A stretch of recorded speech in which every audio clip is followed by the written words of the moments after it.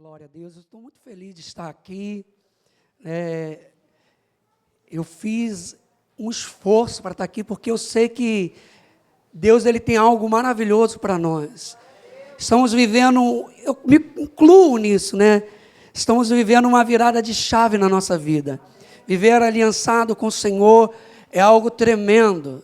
E Deus ele quer que realmente nós estejamos aliançados com Ele, para que a gente possa experimentar qual é a boa, perfeita e agradável vontade de Deus, né?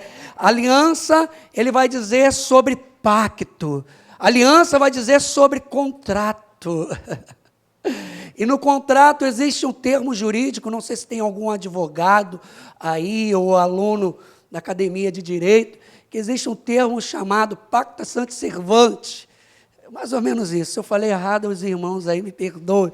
Que diz, é isso, irmão? Que diz que as duas partes do contrato, ele é obrigado a fazer a sua parte. Ou seja, tem coisas que nós precisamos fazer, outras o Senhor vai fazer. Não do contrato da salvação, porque esse contrato da salvação é unilateral.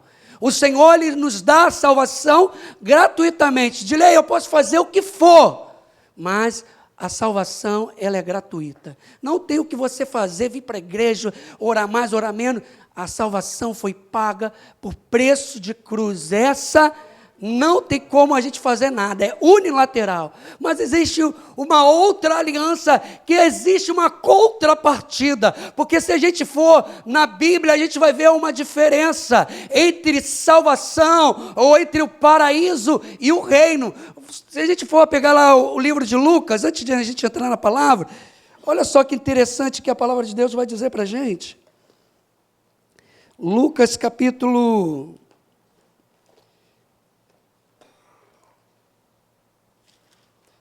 23, é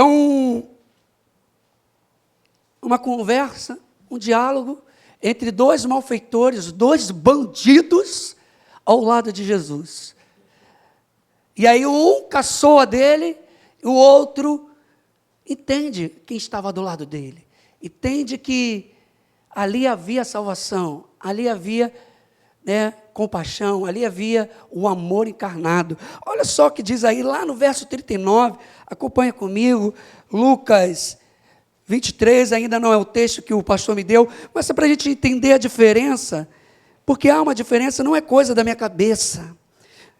Lá no verso 39 vai dizer o seguinte: um dos malfeitores crucificados blasfemava contra ele, dizendo: não és tu o Cristo?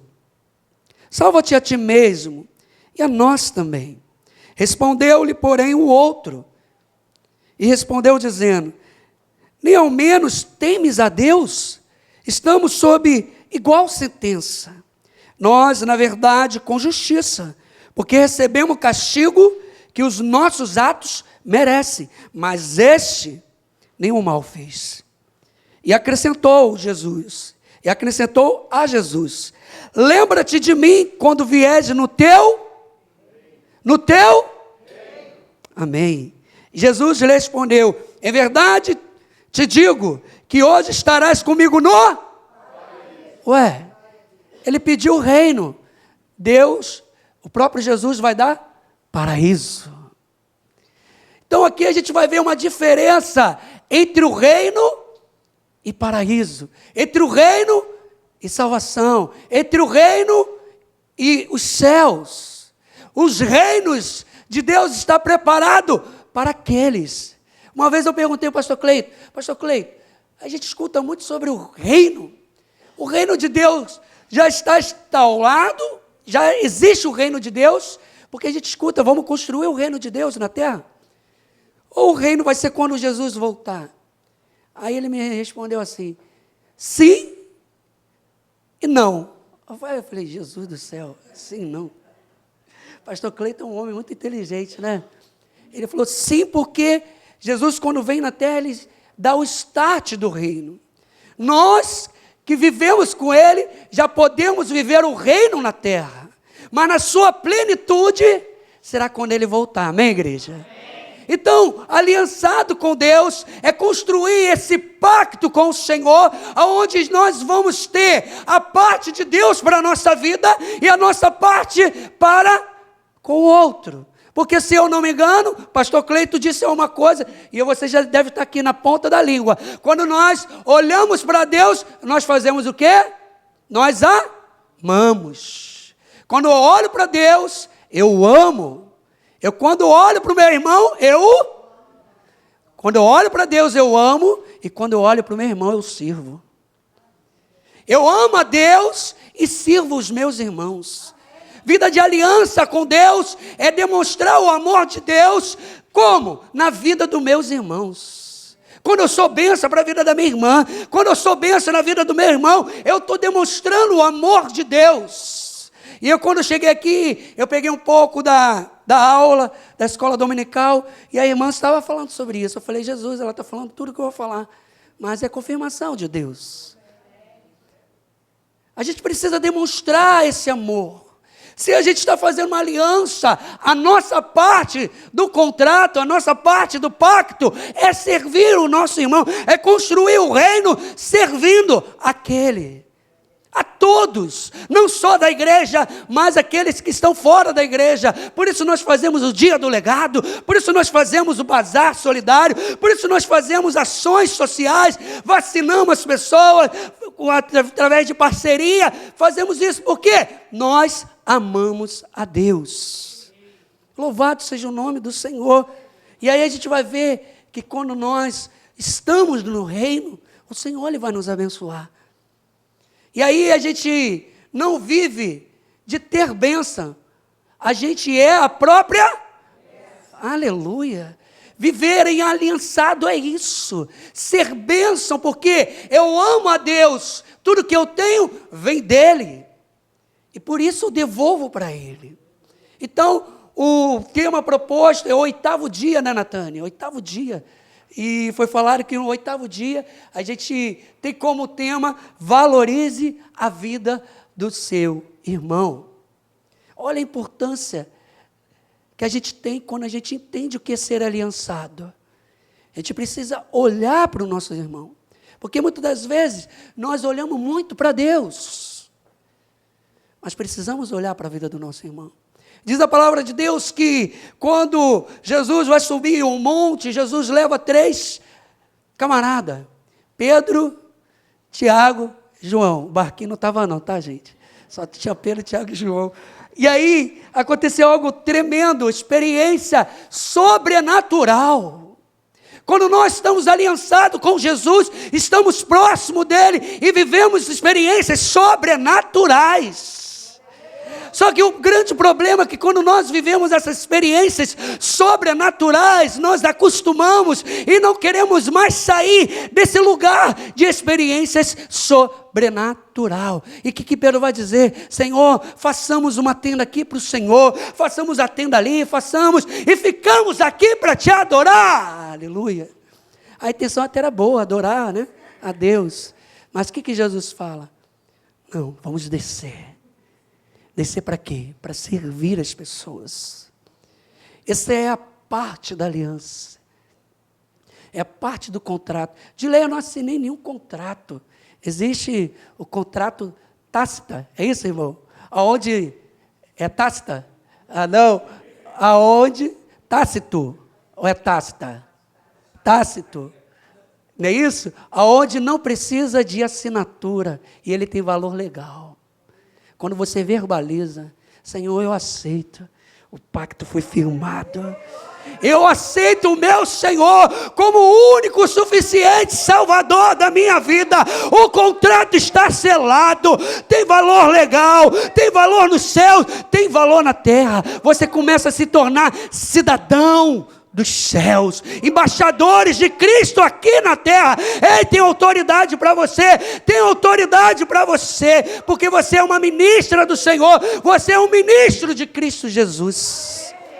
A tua palavra tem poder, porque você está chancelado. Gente, eu estou muito jurídico hoje.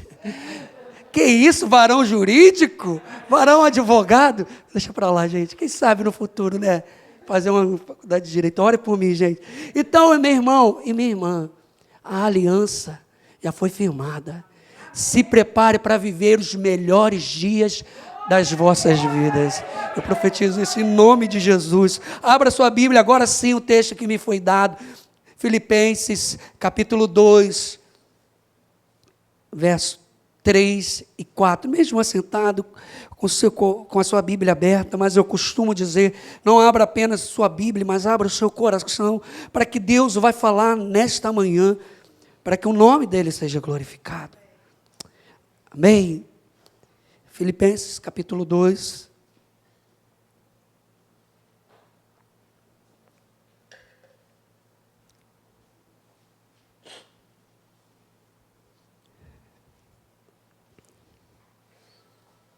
Gente, eu nem me apresentei, né?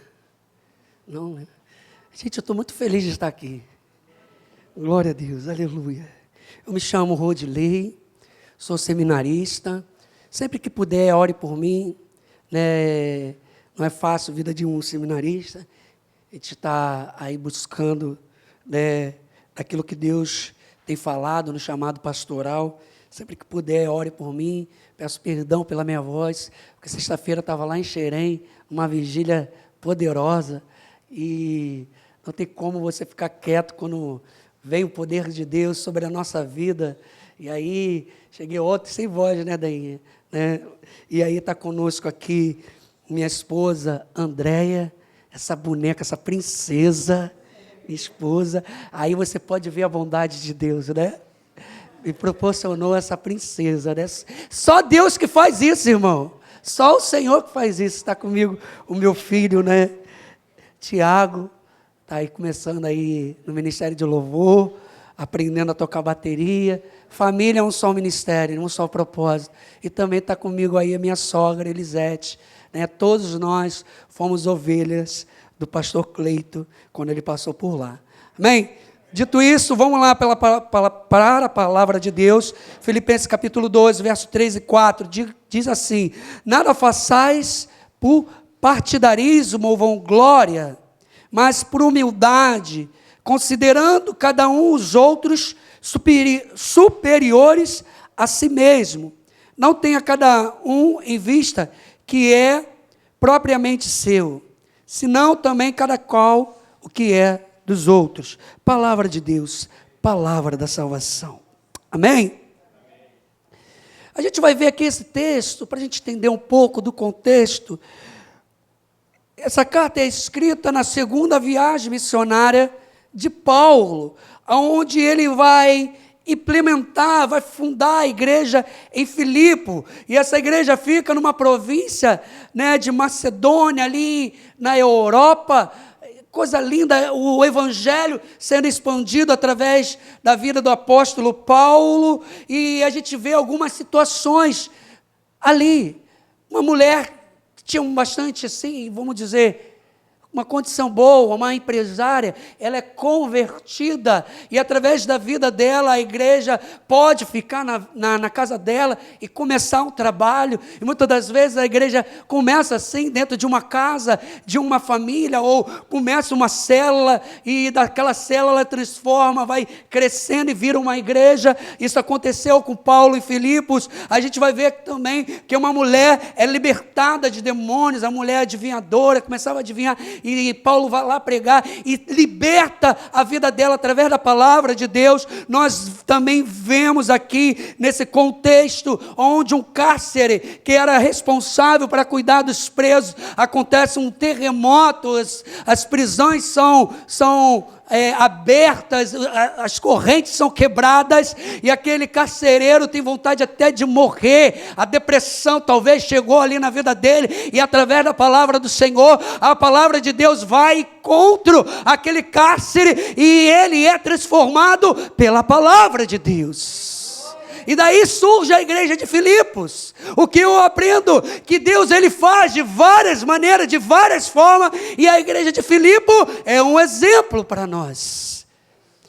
Deus ele vai salvar pessoas aqui dentro da igreja. Deus vai salvar pessoas lá fora. Deus vai salvar pessoas em todas as áreas, porque é a multiforme graça dele. E a igreja de Filipe é uma igreja que a gente vê isso. E quando a gente vai ver o capítulo 1, o apóstolo Paulo ele vai fazer vários elogios para aquela igreja, porque a igreja ela estava vivendo uma virada de chave, como nós estamos aqui vivendo essa virada de chave. Né? A igreja de Filipe entendeu o que era evangelho, se colocou à disposição para proclamar o evangelho de Deus. Mas vou voltar um pouquinho, no versículo 27 do capítulo 1, olha só o que Paulo vai dizer.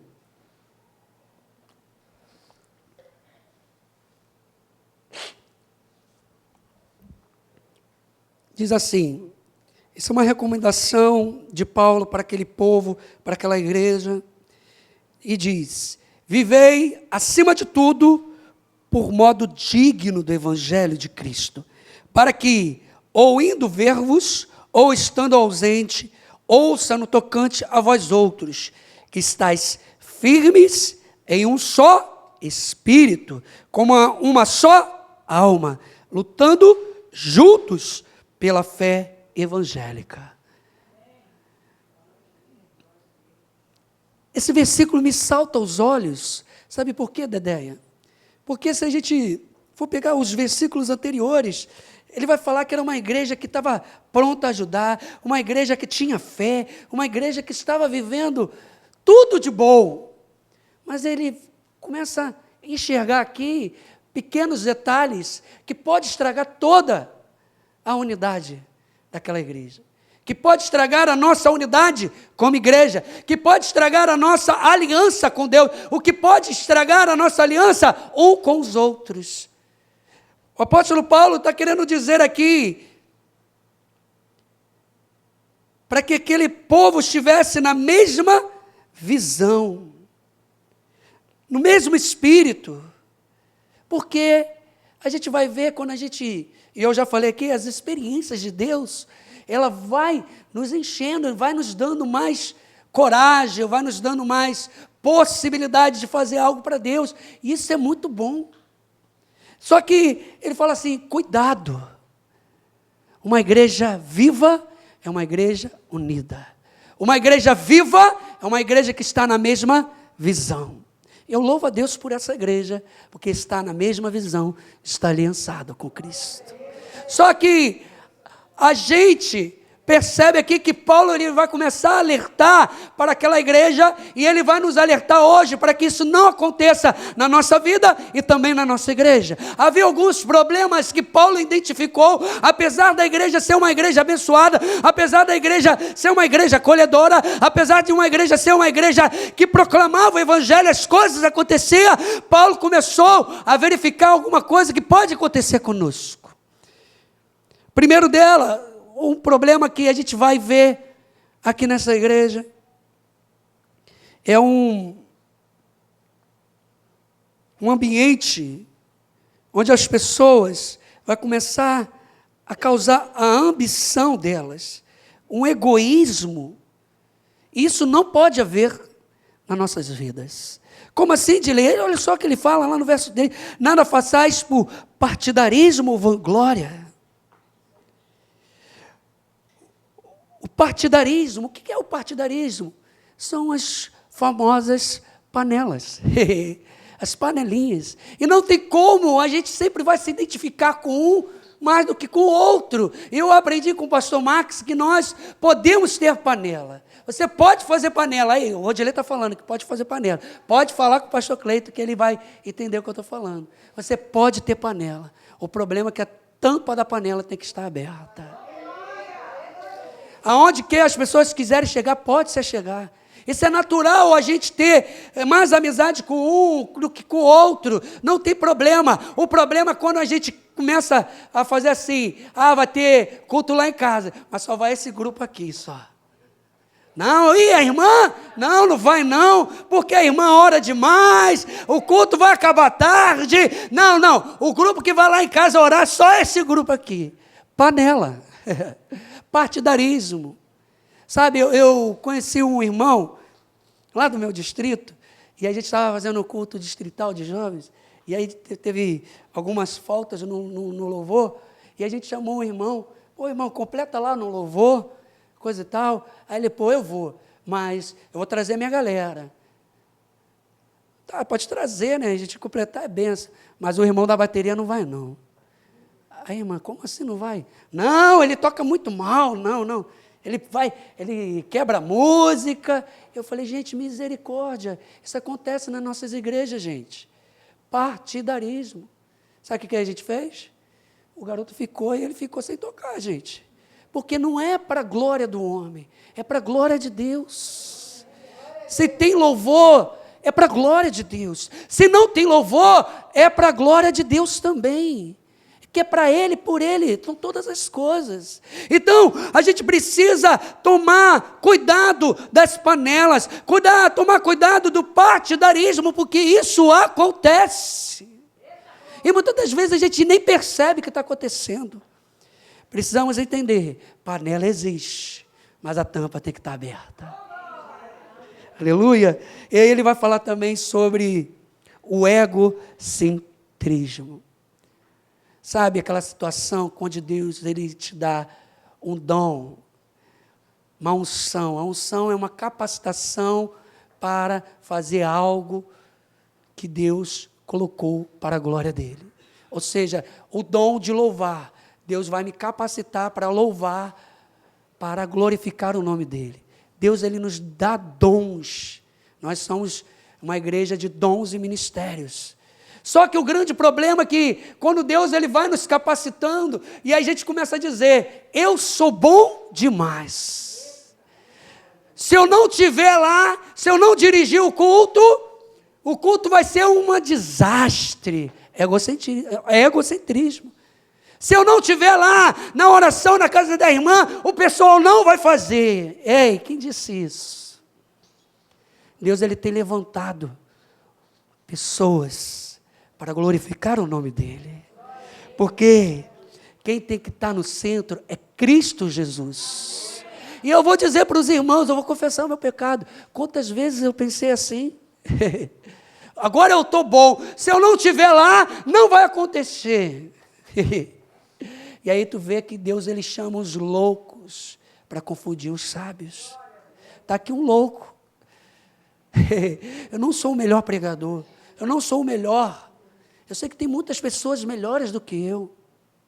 Mas Deus, ele me chama. Eu fiquei pensando nisso no outro dia. Quantos lugares eu fui. Eu estava lá em Xerém, gente, mais de 200 pessoas. E eu estava falando para aquele povo. Eu falei, Jesus, por que Deus me chama? Porque não é eu, é Ele que faz. Ainda que seja simples, não seja tão eloquente como outras pessoas que pregam e falam de Deus, mas eu quero anunciar Ele, eu quero pregar Ele. Deus, Ele tem que estar no centro. Então eu confesso, e toda vez que eu me vejo nesse sentido, eu peço, Senhor, me poda, Senhor. Senhor, não permita que o meu eu se levanta. Importa que tu cresças e eu diminua. E o apóstolo Paulo está falando sobre isso naquela igreja. Você acha que hoje não tem isso? Tem muito. E nós precisamos tomar cuidado. Uma vida que valoriza a vida do seu irmão é entender que o seu irmão é importante. Sabe? O teu irmão é importante. Às vezes ele tira uma pessoa importante, coloca uma pessoa que não é importante para glorificar o nome dele. Toda vez que o nosso eu, ele cresce, o Senhor ele vai saindo de cena. E as coisas não acontecem. Então, se eu trabalho para a glória de Deus. Se eu estudo para a glória de Deus. Se eu tenho uma família, eu cuido dela para a glória de Deus. Aleluia. A palavra de Deus fala assim, quer comais, quer bebais, façais tudo para a glória de Deus. Então, esses problemas haviam lá. Então, como Paulo, ele traz uma solução para isso. E é o que eu quero trazer nesta manhã. Como Paulo ele vai resolver esse problema? Ele vai trazer esse problema trazendo o modelo de Cristo Jesus. Se queremos viver uma vida santa, uma vida que glorifica a Deus, uma vida aliançada em Cristo Jesus, temos que ter uma vida em modelo de Cristo Jesus. Olha só o que diz lá no verso 5. tendo em vós o mesmo sentimento que houve também em Cristo Jesus. E qual foi esse sentimento? O próprio Deus, o Todo-Poderoso, aquele que não era para servir, aquele que era para ser servido, ele teve o sentimento de um serviço para o próximo.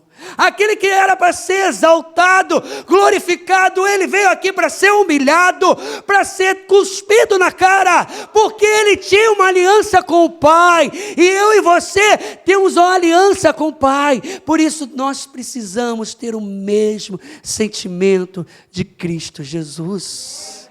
Então uma vida onde o irmão, o nosso próximo, ele é importante, porque conforme eu falei da panelinha, a gente precisa entender que às vezes a gente precisa conviver com os diferentes.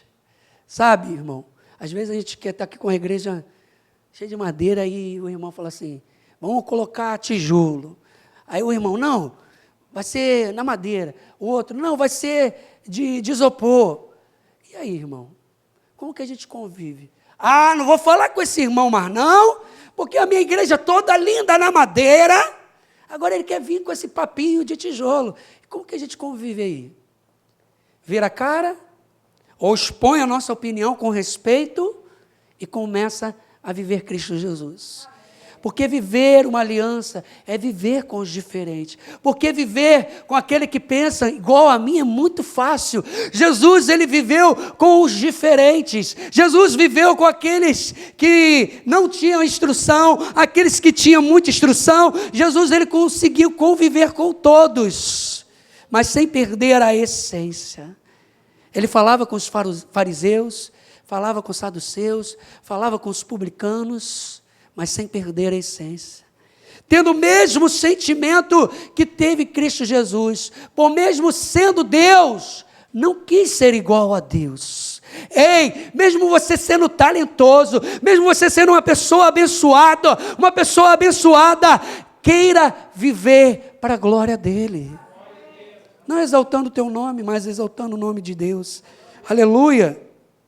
Verso 6, outro ponto, ele vai dizer: pois ele, subsistindo em forma de Deus, não julgou como usurpação ser igual a Deus. Antes, a si mesmo se esvaziou, aleluia. Ou seja, ele abriu mão dos seus direitos. E aí eu costumo dizer lá na escola dominical da minha igreja, é melhor ser feliz do que ter razão. Gente, tem coisas que não vale a pena discutir. Tem coisas que não vale a pena você abrir a boca, porque é melhor ser feliz do que ter razão. Ontem minha esposa estava comentando comigo que uma irmã colocou lá no Facebook, falando mal de uma das nossas igrejas. Aí ela falou assim, não, sangue subiu. Agora ela vai ver. Começou a fazer um textão. Aí pô, o texto subia, textão. Tadinha, acabar com a mulher. Aí daqui a pouco ela fala, sabe de uma coisa? Não vale a pena não. Apagou tudo. Quanto já viveu esse sentimento aqui? De querer falar assim, ei, você está errado, não é assim, não se faz desse jeito. E aí o Espírito Santo vai e toca em você, e você abre mão daquilo ali. Porque para a gente ganhar o nosso irmão, ganhar a nossa casa, muitas das vezes precisa abrir mão de certas coisas. Sabe, muitas das vezes a gente quer ganhar a nossa casa, mas você é uma pessoa turrona, você é uma pessoa turrão, não quer abrir mão dos seus direitos, sabe? Mas você errou, você deixou queimar o arroz. Mas o marido não vai lá nem lava a louça. Ele quer ter os direitos, né? Deixou queimar o arroz, faltou sal, não é assim? Melhor ser feliz, está queimado, pega a parte de cima e glória a Deus, vida que segue. E aí tu ganha, tu fala assim, sabe de uma coisa, queimou o arroz? Vamos almoçar fora. Olha só, você vai ganhar a pessoa, gente. É abrir mão, olha só, Deus está falando com alguém aí, ó. Recebe aí, em nome de Jesus. Hein? Oh, aleluia. Né? Aí tem gente que vem para a igreja e já fica pensando no que eu vou fazer, gente. Vai lá ali, um frango assado, gente. Faz um arrozinho, pronto. Lá na nossa casa, geralmente, comida de domingo é o quê? Frango assado, né? Que já vem pronto. Eu quero ser feliz, gente. Eu vou ficar brigando porque tem, porque não tem. Eu creio no Deus que Ele é o meu pastor. De nada eu tenho falta. Isso significa que eu sou suficiente. Então, Jesus, Ele abriu mão de sua glória para servir, para ser servo. Então, a gente aprende aqui outro ponto com Jesus. 7, e eu já até li, né? Ele se esvaziou, abrindo mão da sua glória, assumindo uma forma de servo. E aí eu quero falar de novo. Se você não pegou com o pastor Cleiton, eu peguei. Eu estava longe e eu peguei. Eu quero que você anote aí. Eu olho para Deus e eu o amo. Eu olho para o meu irmão e eu o sirvo. Vamos lá de novo? Eu olho para Deus e eu o amo. Eu olho para o meu irmão e eu o sirvo. Isso é pacto com Deus. Grava isso, meu irmão, que isso é a chave da vitória. Eu só consigo olhar para Deus e amá-lo. E eu vou expressar esse amor servindo, meu irmão. Em nome de Jesus. E aí, ele assumiu essa forma de servo. Jesus é um modelo para nós. Estamos vivendo tempos de aliança. Esse é o modelo. Sabe, eu falei aqui sobre casa, sobre lar, que talvez tenha alguém aqui que nem todos da casa são da igreja. Nem todos ainda não se converteram a Jesus Cristo. E tem uma história do Padre Zé, que ele vai dizer o seguinte, que ele recebeu uma pessoa lá no gabinete dele. Não sei se muitos já ouviram essa história.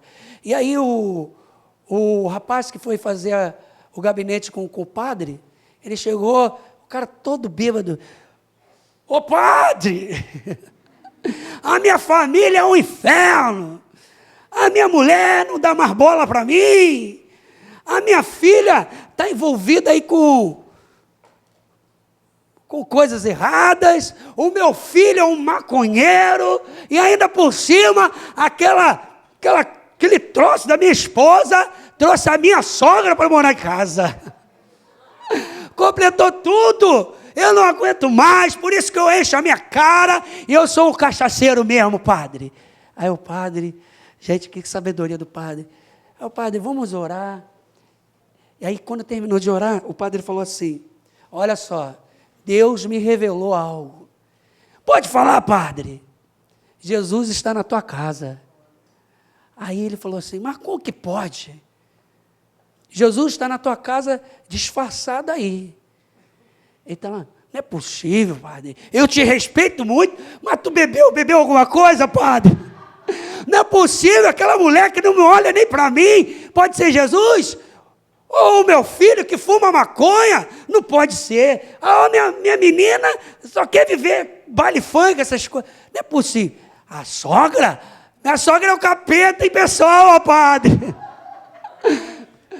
Aí não é possível, tu está errado, padre. Tu está bem, padre. Jesus está disfarçado lá na tua casa. E aquele bêbado, ele vai para a casa dele, e ele começa a pensar naquilo ali, olha só, que coisa interessante. Aí ele olha para a mulher dele assim, ih, rapaz, se a minha mulher for Jesus, caramba, será que eu não posso responder alto, né? Jesus, é Jesus, e se por acaso for ela? Aí aquele homem, assim, não vou mais jogar o futebol de domingo, eu vou ficar em casa com a minha mulher. Aí ele foi lá, parou de jogar a bola dele de domingo para ficar com a esposa. Começou a tratá-la bem, porque a mulher dele podia ser Jesus, né? E aí o filho, vendo aquilo ali, ele começou a falar, meu pai está diferente, meu pai não está mais o mesmo. O filho começou a prestar mais atenção, aí passou um tempo, aquele cara que era bêbado parou de beber, porque começou a tratar bem a mulher. Ele falou, até agora, tratei minha mulher está agora tratando bem a mim, mas ela não é Jesus. Será que é o meu filho? Maconheiro?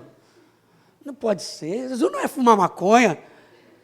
Mas o padre falou, será que é ele? Aí ele falou assim, filho, tu quer brincar de bola comigo? Que isso, pai, tu nunca me chama para jogar bola. Mas eu quero, pai. Como eu tinha saudade de jogar bola contigo, pai. E o pai começa a dar atenção para aquele filho. Ao ponto do que aquela atenção que o pai deu para o filho fez com que o filho abandonasse o mundo das drogas. O filho começou a ajudar a sua mãe em casa, começou a trabalhar e colocar coisas para casa. Mas passou um tempo, ele falou, não é o meu filho que é Jesus. Será que a minha filha só vive no baile funk, usa essas roupinhas? Ah, não pode ser minha filha, não. Mas vai que é minha filha, né? Eu vou tratá-la bem, vai que é Jesus, eu não posso tratar Jesus mal. E aí ela foi, começou a tratar bem, começou a chamar a filha dele de princesa. Minha princesa, vem cá. Aí começou a tratar bem, dava buquê de flores para a filha, começou a comprar roupas para sua filha. A filha começou a parar de baile funk, parou de ser namoradeira, a filha virou uma outra pessoa. Depois de alguma semana, não é minha filha. Sobrou a sogra. Aí ele veio. Sogra, eu te amo, tá? Não sou eu esse homem, tá, gente? Minha sogra é uma bênção. Eu digo que eu sou abençoado por ter uma sogra que posso estar em equivalência com minha mãe, em nome de Jesus. Mas ele olhou para aquela sogra e falou, não é possível. Só se Deus é maluco colocar Jesus na minha sogra. Aquela mulher se mete em tudo, se mete até na onde. No outro dia ela pediu para eu dormir no sofá, para ela dormir com a sua filha. Não pode ser minha sogra. Mas se for a minha sogra, né? Ela começou a tratar bem a sogra. A sogra estava com problema na casa de filtração, por isso que a sogra foi morar lá com eles. Ele foi, trabalhou mais um pouquinho, ajeitou a casa dela, botou a casa dela linda, começou a tratar bem a sogra começou a tratar bem ele, sabe? A sogra voltou para casa, aí sabe o que acontece? Ele falou, não é minha sogra. Aí ele volta para o padre, ele fala assim, padre, você disse que Jesus estava na minha casa, mas eu não vi Jesus. Ele me conta como está teu filho, tua esposa, tua sogra, ele conta tudo. Sabe qual a lição que ele nos ensina disso? Que a gente precisa ver Jesus no outro. O outro vai mudar na medida que eu mudo com o outro.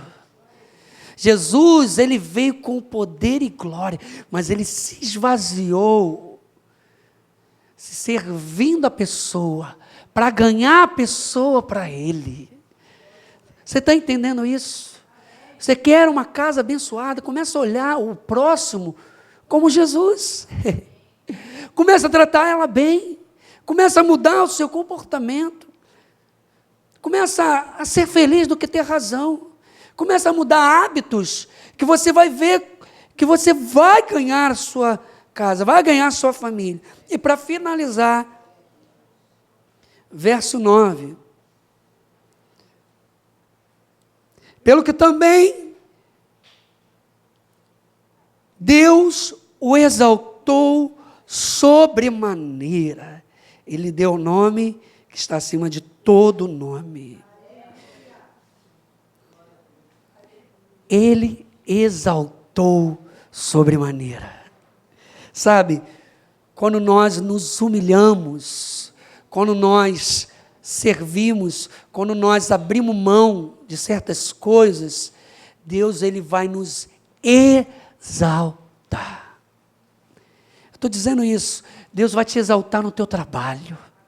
Deus vai exaltar a tua vida na tua casa. Deus vai exaltar a tua família, na tua parentela. Deus vai te exaltar na tua vizinhança, porque você é um servo de Cristo Jesus. Sabe, aquela porta de emprego vai se abrir. Sabe, aquele filho desviado vai voltar para sua casa. Sabe, aquela bênção que você espera vai chegar, porque Deus vai te exaltar sobremaneira. Aleluia. Uma vida de aliança é sobre isso, é construir o reino, e viver no reino é ter bênção sem medida, é ter bênção sobrenatural. Sabe, aquela coisa que quando você menos espera, vai acontecer, porque você não abre mão, sabe? É enxergar a vida de outra forma. O meu carro vindo para cá pegou fogo. Literalmente pegou fogo. Aí eu fui pegar o extintor e... Misericórdia, vou perder o carro, gente. Aí tinha um pouquinho de água, apaguei, graças a Deus. Aí eu poderia ficar assim, que Deus é esse? Estou indo lá para fazer a tua obra, Deus.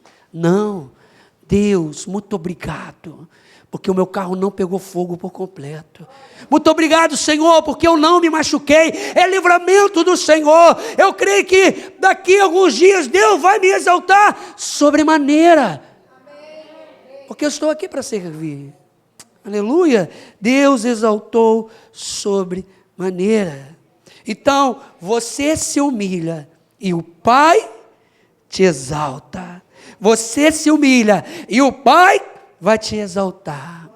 Jesus se humilhou e o Pai o exaltou. Aleluia. E aí, por que Ele vai nos exaltar? Verso 9, 10 vai dizer: para que o nome de Jesus se dobre todo o joelho, nos céus e na terra, e debaixo da terra, e toda língua confesse que Jesus Cristo é o Senhor. E aí ele vai dizer o objetivo que o Pai nos exalta. O que ele vai dizer? Para a glória de Deus Pai. Deus vai te abençoar, meu irmão e minha irmã, para a glória de Deus Pai. Deus vai abrir aquela porta de emprego para a glória de Deus Pai. Deus vai te fazer passar no concurso para a glória de Deus Pai. Deus vai fazer algo sobrenatural na tua vida para a glória de Deus Pai. Deus vai curar pessoas aqui para a glória de Deus o Pai. Porque para Ele não há impossível. Eu queria deixar essa palavra com os irmãos, que você possa refletir nela, possa fazer a tua parte na aliança, porque na salvação já está consumado, mas para o reino, a palavra de Deus fala que é tomado a esforço. Tem que ter vontade, tem que abrir mão, tem que fazer isso que nós falamos aqui nessa manhã.